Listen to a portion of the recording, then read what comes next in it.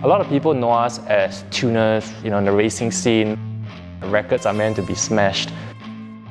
I think another challenge that I had when I came in was the language barrier. But fast forward to today, I'm here at Garage R. My name is Andre and I'm the current General Manager of Garage R. And this is how I did it.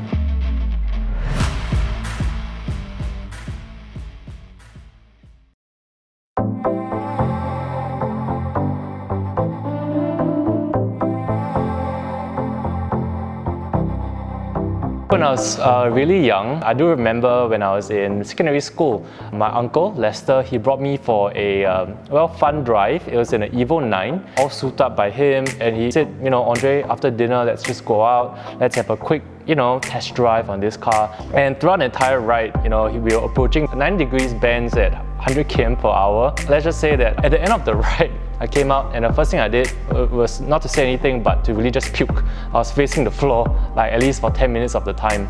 Back then was all the hype, JDMs, and I was a huge fan of Initial D. So obviously we all know the A86. Up to today, right, these are actually very classic, cars that we look at and we enjoy. This really got me thinking, in the future, would I actually work at Garage R, or would I, even dabble in automotive? Garage R itself actually holds several companies. So we have car rental, car sales, credit. But I think what most people know Garage R as of today is actually more of a workshop and a parts distribution center. Many years ago, 30 years back, my grandfather actually owned a radios accessory shop in Yishun. And my two uncles, Lester and Chin Yen, actually thought, why not actually offer more comprehensive solutions for the vehicle maintenance and stuff like that. The two brothers took up a loan to start this business. It was definitely something risky, but there was also that passion and interest that the two uncles had.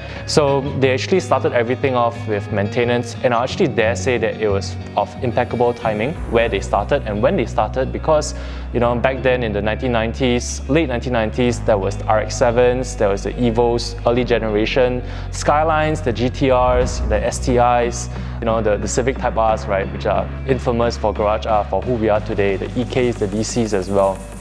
I would say back then was a whole hype about the JDM tuning culture, and we decided to import performance parts. Thereafter, we not only brought in the parts, we also did up the tuning, and we also raced.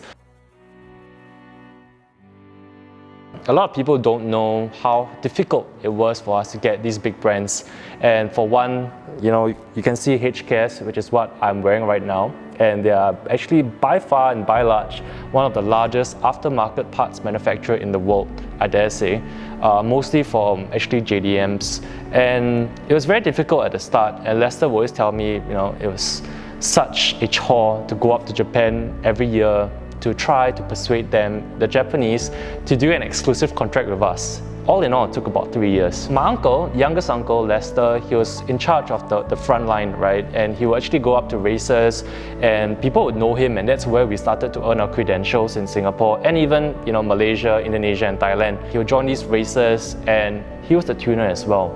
So a lot of people were very surprised because it's very rare to see a racer and a mechanic all in one. My uncle himself, Lester, did everything from scratch, from rebuilding to building and to racing, and even clinching very good timings as well. So even in Singapore, there was very infamous but nostalgic kind of moments that we had.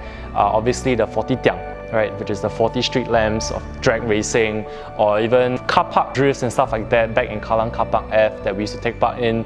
There was, of course, that MNE, which is actually the Merdeka Millennium Endurance Race that we debuted in 2006. We were actually podium winners, and 2007 we went back, podium winners again, but in 2009 we went back and we became first, which is, I think, most probably the biggest achievement in my opinion.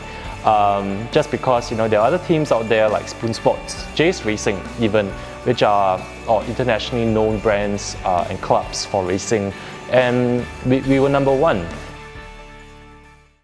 I came from ACS, which is in secondary school, back to JC, which is Yishun, and after that I went to university, studied econs, finance, and I never really thought that I would actually go towards this route of automotive. I was more of like the finance guy. When I was in uni, my uncle asked me a very simple but very challenging question, which is, do you have anything to do after you graduate from university? Would garage art be something on your mind?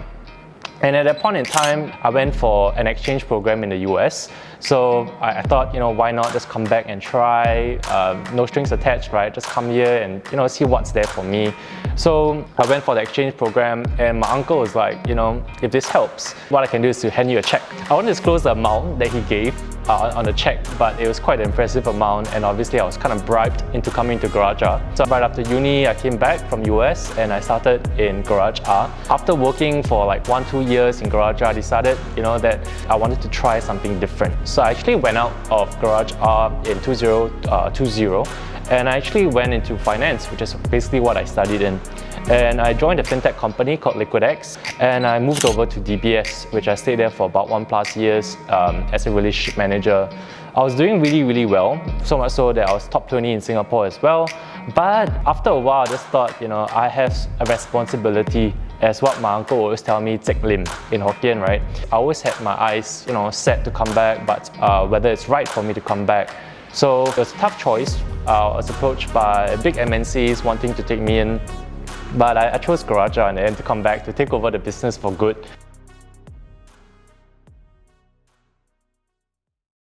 Actually, one of the most memorable deliveries or projects that we did was actually well framed up in this photo. This is actually a picture of His Majesty Sultan Tuanku Ibrahim Iskandar. Sorry if I mispronounced that.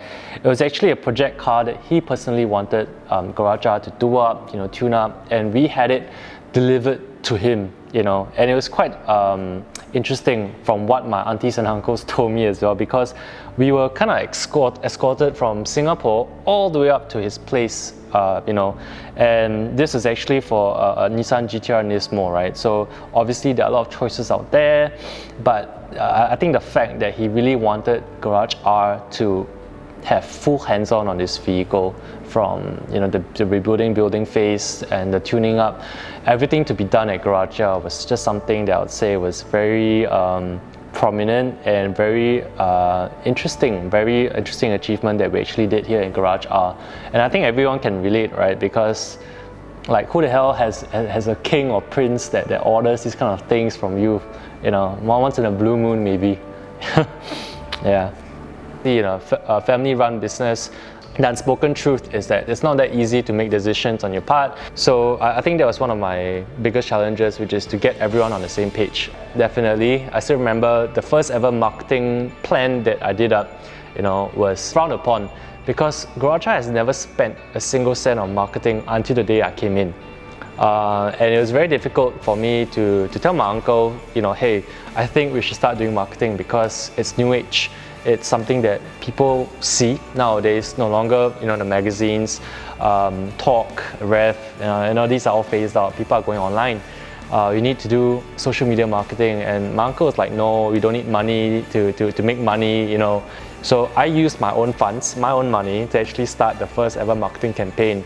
And when he saw the results, he actually was very impressed, and he said, by all means, for the next few projects, just go ahead, do whatever you want. So I'll say, as the new generation owners, need to take the first step forward, 低着头, just bow down and just do what you feel is right, what you believe is right, and results will show, inevitably.